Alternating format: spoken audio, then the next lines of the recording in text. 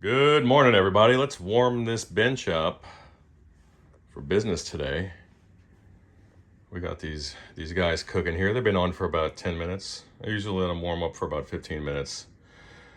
So they settle in. The little 1405 up here, we'll be getting a recap and calibration. I need to, in particular, focus on the DC balance and the vertical, as you'll notice some deflection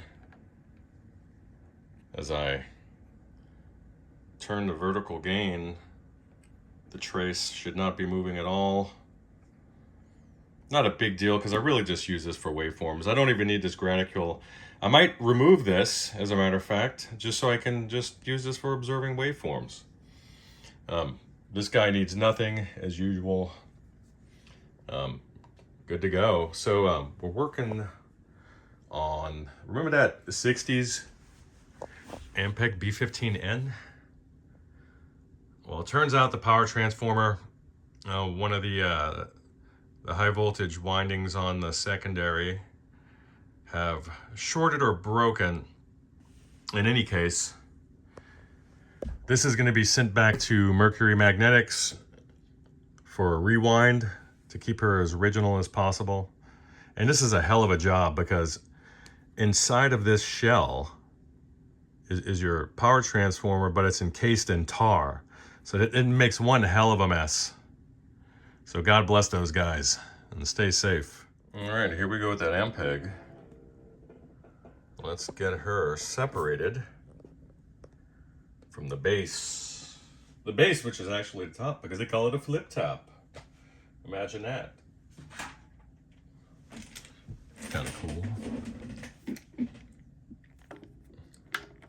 Oh, baby, I hear the blues are calling. Tossed salad and scrambled eggs. I need a different bit. Actually, I need a different screwdriver. I need something with a larger shaft.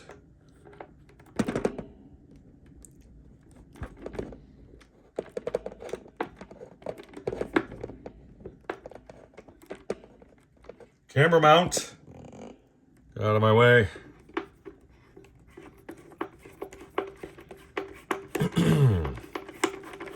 All right. I tell you what, these things can be a real pain in the tuchus to work on. Sometimes when you go to remove these mounting bolts, the hardware on the opposite side will fall through. Ampegs in general are kind of a pain to work on, but when they're nice, they're nice. That's original hardware. Look how nice that is. It's unbelievable.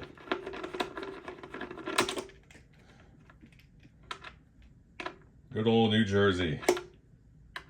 I love New Jersey. I actually have family there. Great pizza out there. Water tastes a little funny. That's all right. I fell in love with the Princeton Plainsboro area as a younger man. Look at that. That's nice. That is keeping it classy, Ampeg, I gotta tell you. So let's separate her. First of all, let's get these guys off. So hard to use my left index finger now. I'm going back to occupational therapy for that. Because you know what? I just miss playing guitar, man. I just miss it. Look at that. You just don't see them. Stop looking at my face. In this condition. A little bit of distortion from the heat of the power tubes, but not bad, right? But then for an amp that looks like it was never played, what do you expect? What do you expect? That's wonderful. That is absolutely wunderbar. Okay, and I'll show you guys something else that's pretty cool.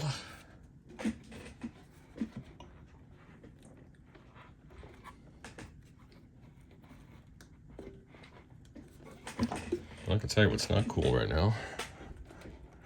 That she is giving me some trouble. All right. So let me set this aside and I'll show you something. Whoops.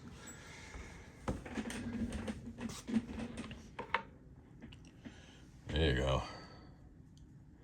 With all the different iterations of Ampeg schematics, it's nice to see this one intact.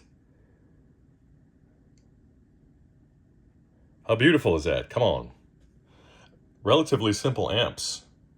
Just overcomplicated in the spirit of BMW and the rest of those Euro engineers. Keeping it real, right? So this is what we're looking at. So for you guys out there who don't have amp cradles or chassis stands or any of that stuff, this is a godsend, having these flat tops here. But the thing you need to worry about if you intend on resting it on the tops of the transformer cases is things like this that project over, and you can kind of see this. You don't want to be in a position where you're resting your chassis on the power tubes. It's best just to remove them, but in this instance I have a lot of margin. But I take it a little step further, and what I do, and I've said this a billion times, it's just I'm a broken record at this point. Let me get this. And actually I had to replace the little bulbs here that illuminate the logo. So that's what that is. But, sorry, just getting over a cold. I have these magnetic parts trays. Before you do what I show you, crack the magnet off, clean and prep both mating surfaces, and then you're going to use a very heavy epoxy resin and glue this back on. Why? Because this will now become feet. See that? So what are you going to do next? Well, now I can flip her over and set her down just like this. See that? Take a look. Hang on. So look at that. Let's see here. Take a look. See that? It's incredibly stable. Again, you're gonna be careful, right? Let's make some assumptions on that end. And no, somebody asked me that this is not a Ukraine reference. That's just a little bit of frog tape and 3M painter's tape that I use. And what's the difference? Well, the tack level.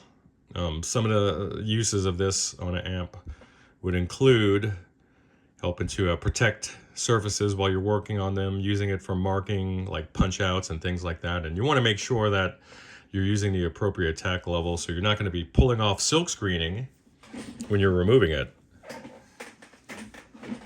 So we're going to be getting into this little pup here to remove the power transformer. And you can see what's ahead of us. I'm going to have to remove this cap, which needs to be removed anyway. So I'll be giving you guys an update later on. Look at those little PEC parts there. You never see them like that. And there's a dude, I think at fliptops.com or something like that, I don't know, who makes them. There's a few people who make these things now. And thank God, because if you ever breadboard one, it's kind of pain in the ass, to be honest with you. Kind of a pain in the ass. So, oh yeah, I was telling you the high tension winding on a secondary side. These red guys here. One side, if I recall correctly, is reading about 380 volts DC or AC. And then the other side is reading 0. And we have a short. So, sadly, she's got to go. talk to you later. Oh yeah. So, yeah, this is what you're gonna have to remove to get the access to the PT bolts secured. You're gonna remove these pots, these conjoined pots, and you're gonna remove the main power switch here. But check this out. I thought this was worth mentioning, if I can get in there, even with the zoom. So where's my fingers? Jeez, check that out. 31st week of 1965. Date on these pots. Look at the surface oxidation. This is high quality hardware, but you're still gonna get it. The surface oxidation there. For this mating surface here, which will serve as a ground. So you want to make sure that you kind of go through the whole thing, remove that, give this a nice cleaning. Why do I even say that? I don't even know where I got that. Probably Brad poisoning my mind with his Australian filth. Look at this bit here, and you're going to want to take some fine grade sandpaper and just give it a little polishing, even though are the teeth there going to dig into the metal and sort of negate the need to do that? Maybe, but you're just going to want really, really solid and clean connection for your grounds. And in some amps, it's critical. Some amps, you'll start shorting and blowing things if the pots along the control panel aren't correctly mounted or tight, even. Like the Roland, the JC120 comes to mind. If you have loose pots there, you'll start blowing fuses. There we go. Sorry about my furry knuckles there, guys. Anyway, let's get this going. Oh, and by the way, if you plan on removing this power transformer, you're not going to access the last bolt, the last nut to remove it, without completely removing all the hardware in the chassis, without removing the hardware on the rear of the chassis, without desoldering every pin of every tube socket, and removing these crazy little "got me again" alarm. You're going to remove all that stuff, remove these crazy guys. There's 2 of them. And then you're going to completely gut the chassis just to get to this guy. Or maybe you'll get crazy and open this hole up a little bit, but then that wouldn't look so nice, would it?